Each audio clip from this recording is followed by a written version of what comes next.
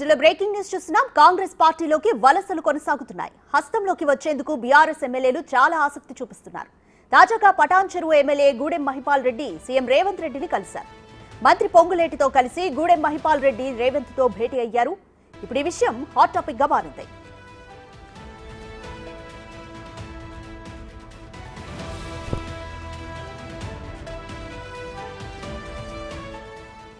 CM Revanth ను మహిపాల్ రెడ్డి కలవడంతో ఆయన చేరిక కూడా ఖాయమైందని చెబుతున్నారు. కాంగ్రెస్ లో మహిపాల్ రెడ్డి త్వరలో చేరిక ఉంటుందనే చర్చ సాగుతోంది.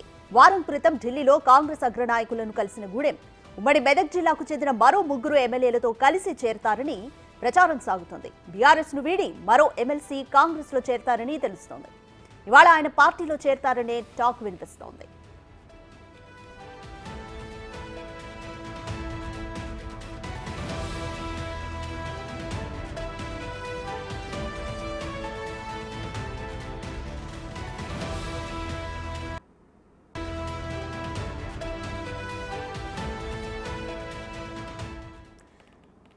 మోర్ డీటెయిల్స్ మా ఇన్పుట్ ఎడిటర్ పవన్ కుమార్ అందిస్తారు. పవన్ కుమార్, కాంగ్రెస్ లోకైతే వలసలు ఇంకా కొనసాగుతూనే ఉన్నాయి. బీఆర్ఎస్ ఇంకా పూర్తిగా ఖాళీ అయ్యే పరిస్థితి అని అనుకోవచ్చా? మహిపాల్ రెడ్డితో పాటు ఇంకా ఎవరెవరు జాయిన్ అవ్వబోతున్నారు? రాధిక, ఒక్కొక్కరుగా బీఆర్ఎస్ పార్టీని శాసనసభ్యులు వీడుతున్నారు, కాంగ్రెస్ పార్టీలో చేరుతున్నారు. అటు బీఆర్ఎస్ పార్టీ పార్టీ మారుతున్న ఎమ్మెల్యేలను నిలువరించడానికి ప్రయత్నించినప్పటికీ వాళ్ళ ప్రయత్నాలన్నీ కూడా బెడిసి కొట్టాయి. ఒక్కొక్కరుగా ఎమ్మెల్యేలు అందరూ కూడా చేరుతున్నారు. మొన్న రాజేంద్ర నగర్ ఎమ్మెల్యే అటు ప్రకాష్ గౌడ్ చేరితే నిన్న శేర్లింగంపల్లి ఎమ్మెల్యే నిన్న ఉదయం అరికపూడి గాంధీ సీఎం రేవంత్ రెడ్డి సమక్షంలో కాంగ్రెస్ పార్టీలో చేరారు. ఇక నిన్న సాయంత్రం మంత్రి పొంగులేటి శ్రీనివాసరెడ్డితో కలిసి పటాన్ చెరువు ఎమ్మెల్యే గూడెం మహిపాల్ రెడ్డి ముఖ్యమంత్రి రేవంత్ రెడ్డిని కలవడంతో కొంత కలకలం మొదలైంది బీఆర్ఎస్ పార్టీలో. ఇప్పటికే అటు బీఆర్ఎస్ పార్టీ గూడెం మహిపాల్ రెడ్డిని నిలువరించడానికి తీవ్రంగా ప్రయత్నిస్తుంది. ఉమ్మడి మెదక్ జిల్లాలో అటు హరీష్ రావు అక్కడ సిద్దిపేట నుంచి ప్రాతినిధ్యం వహిస్తున్నారు. ఆయన బీఆర్ఎస్లో కీలకమైన నేతగా ఉన్నారు. తన జిల్లాకు చెందిన నేతలు ఎవరు కూడా అటు అధికార పార్టీ వైపు వెళ్లకుండా ఆయన తీవ్రంగా ప్రయత్నిస్తున్నారు. కానీ ఆయన ప్రయత్నాలు సఫలీకృతం కాలేదని తెలుస్తుంది. ఇటీవల గూడెం మహిపాల్ రెడ్డి పైన అటు ఈడీ దాడులు చేసింది, ఈడీ సోదాలు నిర్వహించింది. ఆయన మైనింగ్ వ్యవహారంలో అవకతవకలకు పాల్పడ్డారంటూ ఆయన పైన కేసు కూడా నమోదు చేసింది. ఆ తర్వాత గూడెం మహిపాల్ రెడ్డి ఖైరతాబాద్ డీసీసీ అధ్యక్షుడు రోహిన్ రెడ్డితో కలిసి ఢిల్లీ వెళ్లారు. ఆ సమయంలో కాంగ్రెస్ అగ్రనేతలను కూడా కలిశారు. అదే సమయంలో కాంగ్రెస్ పార్టీలో చేరతారని చెప్పినప్పటికీ కూడా ఆయన కేవలం ఈడీ విచారణ కోసమే తాను ఢిల్లీకి వచ్చానంటూ చెప్పారు. కానీ నిన్న అకస్మాత్తుగా మంత్రి పొంగులేటితో కలిసి ఆయన అటు ముఖ్యమంత్రి రేవంత్ రెడ్డిని కలిశారు. ఒక్కొక్కరిగా పార్టీలో చేర్చుకోవడం ద్వారా బీఆర్ఎస్ కార్యకర్తల ఆత్మస్థైర్యాన్ని దెబ్బతీయాలనేది కాంగ్రెస్ వ్యూహంగా చెప్తున్నారు. ఒకేసారి అందరూ కనుక చేరినట్లయితే దాని గురించి పెద్దగా చర్చ జరగదు. కానీ ఇప్పుడు బీఆర్ఎస్ పార్టీ పదే పదే అటు ఒక్కొక్కరుగా చేరుతున్నారు. ఇవన్నీ కూడా ఫిరాయింపు చట్టం వారికి వర్తిస్తుందని చెప్పినప్పటికీ కూడా ఇలా రోజుకి ఒకరిని 2 రోజులకు ఒకరిని చేర్చుకోవడం ద్వారా అటు బీఆర్ఎస్ కార్యకర్తలు ఇప్పటికే లోక్సభ ఎన్నికల రిజల్ట్ తర్వాత పూర్తిగా నైరాశ్యంలోకి వెళ్ళిపోయారు బీఆర్ఎస్ కార్యకర్తలందరూ కూడా. ఇక వరుసగా ఎమ్మెల్యేల చేరికతో వాళ్ళ ఆత్మస్థైర్యం మీద దెబ్బ కొట్టి పార్టీ నేతలే మారిపోతున్నప్పుడు మనమెందుకు అంటూ వాళ్ళు కూడా కాంగ్రెస్ పార్టీ వైపు రావడం ద్వారా కాంగ్రెస్ పార్టీని బలోపేతం చేసే దిశగా ఈ రకమైన పథకం ప్రకారమే ఒక్కొక్కరిగా ఆహ్వానిస్తున్నట్టుగా తెలుస్తుంది.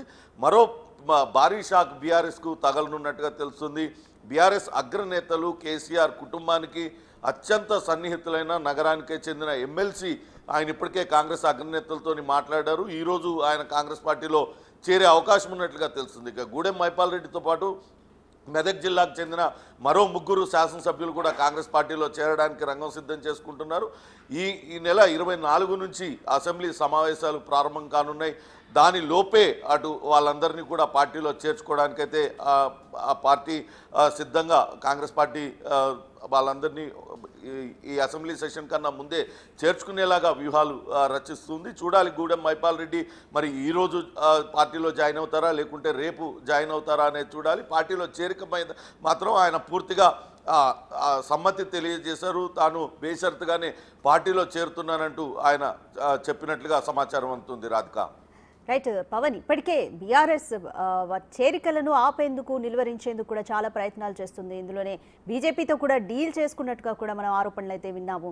సో ఈ నేపథ్యంలో ఇంకా ఫర్దర్గా యాక్షన్ ప్లాన్ బీఆర్ఎస్ది ఏ విధంగా ఉంటుందనుకోవచ్చు? పార్టీ మారుతున్న ఎమ్మెల్యేలను సముదాయించేందుకు, బుజ్జగించేందుకు కేసీఆర్ వాళ్ళందరినీ కూడా ఎర్రవెల్లి వ్యవసాయ క్షేత్రానికి పిలిచారు. అక్కడ వాళ్ళతో కలిసి భోజనాలు చేశారు. రాబోయే రోజుల్లో తిరిగి అధికారంలోకి వస్తాము, తెలంగాణ రాష్ట్రానికి కాంగ్రెస్ పార్టీకి ప్రత్యామ్నాయం మనమే ఉంటాము, కాబట్టి ఎవరు కూడా తొందరపడవద్దంటూ బుజ్జగించినప్పటికీ పార్టీ ఎమ్మెల్యేలు ఎవరు కూడా ఆయన మాట వినలేదు. ఆయన కలిసి వచ్చిన మరుసటి రోజు 2 రోజుల తర్వాత చేవెళ్ళ ఎమ్మెల్యే కాళే యాదయ్య పార్టీలో చేరారు. రాజేంద్ర నగర్ ఎమ్మెల్యే ప్రకాష్ గౌడ్ చేరారు. అలానే అటు అరకపూడి గాంధీ తదితరులందరూ కూడా అక్కడికి వెళ్ళి కేసీఆర్ని కలిసి వచ్చిన వాళ్ళే. కాబట్టి ఖచ్చితంగా నిలువరించలేకపోతున్నామనే ఆలోచన బీఆర్ఎస్ పార్టీలో ఉంది. అందుకే కొత్త వాదనను తెర మీదకి తీసుకొచ్చారు, కొత్త ప్రచారాన్ని తెర మీదకి తీసుకొచ్చారని తెలుస్తుంది. ఇటు కాంగ్రెస్ పార్టీలో చేరకుండా నిలువరించడానికే బీఆర్ఎస్ పార్టీ పార్లమెంటరీ పార్టీని బీజేపీలో విలీనం చేస్తున్నాం.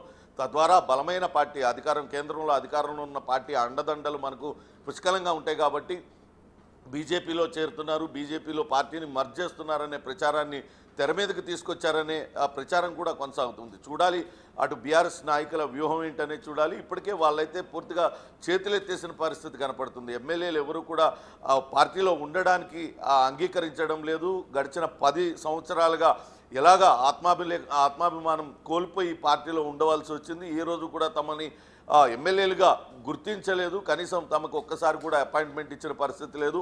ఇప్పుడు పార్టీ మారుతుంటే మాత్రం కేసీఆర్ పిలిచి మాట్లాడుతున్నారంటూ అటు బీఆర్ఎస్ ఎమ్మెల్యేలు కూడా తీవ్ర అసంతృప్తిని వ్యక్తం చేస్తున్నారు. ఖచ్చితంగా తాము పార్టీ మారుతామంటూ అక్కడ సొంత పార్టీ నేతలతోనే వాళ్ళు చెప్తున్న పరిస్థితి అయితే ఉంది.